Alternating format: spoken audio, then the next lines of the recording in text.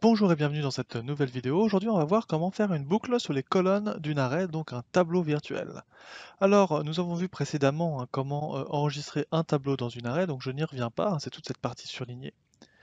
Et ensuite, une fois que nous avons donc notre tableau enregistré dans cet arrêt tiré du bas donné, donc notre tableau virtuel, nous allons faire une boucle sur les colonnes de manière très simple avec un for et un next. Donc for j égale lband, donc en fait la limite inférieure de ce tableau virtuel, mais très important, au lieu de juste définir entre parenthèses après le lbound l'arrêt donné, donc notre tableau virtuel, il faut après mettre un virgule 2, puisqu'effectivement notre tableau a deux axes, celui des lignes et celui des colonnes. Et en fait, les lignes est toujours l'axe premier et les colonnes l'axe second.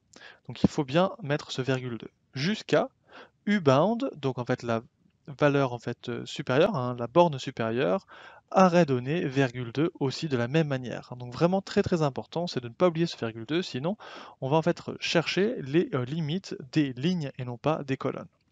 Ensuite, puisque c'est une boucle, là on peut mettre n'importe quel code entre les bornes for et next. Ici, on va tout simplement mettre une message box pour mettre le nom de la colonne avec son numéro et son nom. Donc tout simplement, on va maintenant lancer la macro. Et donc avant de vous montrer vraiment le résultat final, on peut voir déjà le tableau que nous enregistrons et nous devrions voir nom et nombre apparaître dans notre message box lorsque nous allons lancer la macro. Donc allons-y, lançons nom de la colonne 1, nom, pas de problème, nom de la colonne 2, nombre, pas de problème, super, il n'y a pas d'autre message box, c'est bien entendu normal puisque nous avons que deux colonnes et nous avons fait tout cela en fait à travers notre arrêt et non pas par rapport au tableau directement.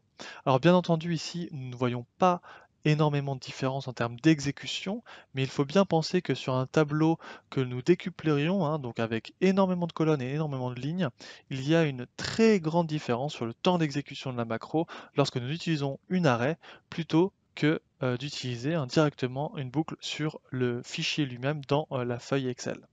Merci d'avoir regardé cette vidéo. N'hésitez pas à vous abonner en cliquant sur le lien à droite de cet écran ou à regarder une nouvelle vidéo en cliquant en bas. Commentez, partagez, likez et si vous souhaitez me contacter, n'hésitez pas à utiliser les liens dans la description. Bonne semaine à tous.